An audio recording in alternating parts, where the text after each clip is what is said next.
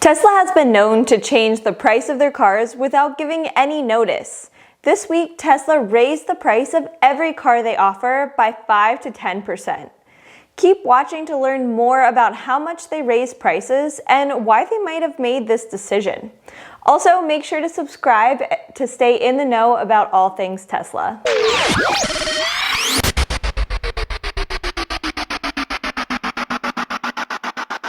This price increase is not a small one.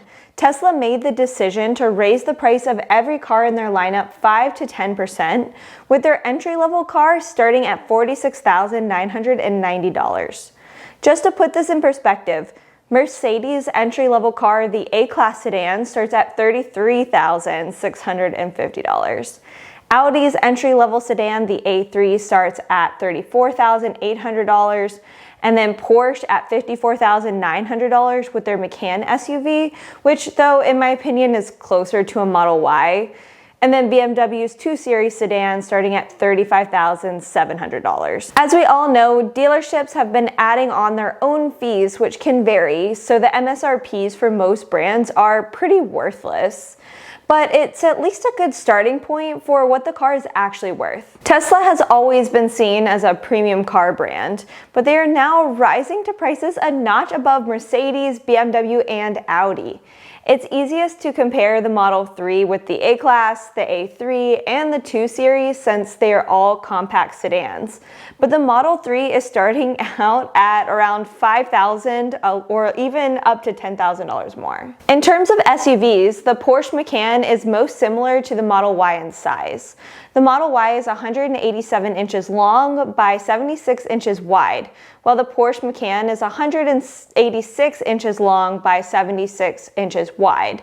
The Porsche Macan starts at $54,900, while the Tesla Model Y now starts at $62,990. The cheapest Macan I could find on the market was around $65,000, and they do go up to about $80,000 depending on the trim level. Another similar luxury SUV would be the Audi Q5, which is 184 inches long by 75 inches wide and starts at $43,300. It's hard to imagine the Model Y starting at almost $20,000 more. On AutoTrader, I found a few Audi Q5s for around $51,000 to $60,000, so you can definitely get into one cheaper than the Model Y. Let's break down the price increases by model. The Model 3 standard range was $44,990 and now has been raised to $46,990, which is about a 4.5% increase. The Model 3 long range was $51,990, now raised to $54,490 for about a 4.8% increase. The Model 3 Performance was $58,990 and now has been raised to $61,990 for a 5% increase. The Model Y long range was $59,990, now raised to $62,990 for a 5% increase. Then the Model Y Performance was $64,990, now raised to $67,990 for a 4.6% increase. The Model S dual motor was $94,990, now raised to $99,990 for a 5.2% increase. Then the Model S Plaid was $129,990, now raised to $135,990 for a 4.6% increase.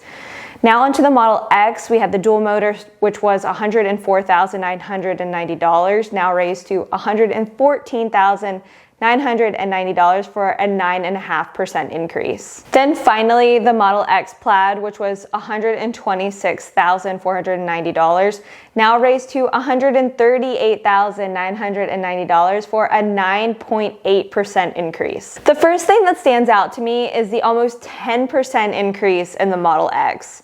If you watched my previous videos, you know that this is my dream car, but also a car that I think was already extremely overpriced. My first thought goes to Tesla raising the price so much to deter buyers from purchasing it. Elon Musk has said in the past that the Model X is an extremely difficult car to build, and that they still haven't recovered from the refresh ramp-up because of the difficulties in manufacturing. The Model X was Tesla's third model released and began delivery in 2015. I don't think Tesla will get rid of this model, but because of the difficulties in manufacturing, I don't think that they want to make it as appealing to purchase, hence raising the prices by 10%. So what about the other models? Tesla raised their price around 5% on their other three models, the Model 3, the Model Y, and S. And not to mention, this is the second price increase in the last week, as Tesla increased their Model Y by $1,000 earlier. Elon Musk tweeted on Monday, Tesla and SpaceX are seeing significant recent inflation pressure in raw materials and logistics. At this point, the cheapest Tesla you can buy is the Model 3 standard range, which now starts at $46,990. That means that Tesla is just a few price increases away from not having any vehicle under $50,000. The Model 3 standard range was supposed to be the $35,000 affordable option for Tesla initially. This makes the $25,000 Tesla model seem even more impossible, as the Model 3 is already a compact sedan. I mean, how much smaller of a car could they possibly make, especially with all the rising material costs? According to LendingTree, the average transaction price for small sedans is $23,903, and medium SUVs are $43,623. Tesla is just about double the cost of an average small sedan and pretty far off for the medium SUV costs. I think it is safe to say that unless Tesla can come out with some more affordable options, they will never truly be mainstream. Not that Tesla needs to become mainstream to be successful, but when these price increases do happen, I think it can be easy to forget that Tesla is a premium automaker that competes with companies like Mercedes, BMW, and Audi. It's hard to say whether these price increases are due to inflation or demand, but with gas prices on the rise these past few weeks, it comes as no surprise that Tesla's order numbers have jumped dramatically, especially in places with higher than average gas prices like California. With gas prices in the $5 to $6 range, an electric car is hard to ignore. I'm sure other automakers are kicking themselves right now for not investing in electric vehicles sooner because of this high demand. The demand really couldn't have come at a better time for Tesla, as they have 2 new factories opening soon and they are getting more efficient with manufacturing every single month. Because of how large of a company Tesla is, people might be surprised once they realize how few options Tesla has for vehicles. Automakers like Chevy have 14 cars for customers to choose from, Toyota around 18, and Mercedes about 25, with each of these vehicles having many different trims to choose from. Tesla currently only offers 4 different vehicles and only 9 different options to choose from. It's pretty obvious that Tesla needs to work on this over the next few years. I don't think they necessarily need to come out with a new model right away, but they definitely need a few more trim options in the models that they currently have. Why is the Model 3 the only car with a standard range option?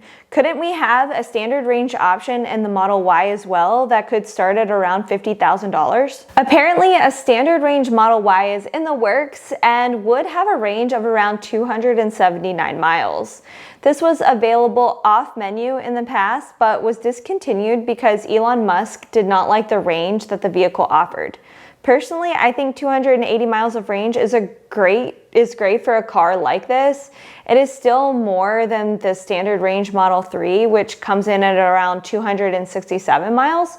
So I do not understand why Elon was thinking this it wasn't sufficient on the Model Y with 280 miles. The idea of a standard range Model Y is exciting, especially if they could get the price closer to $50,000.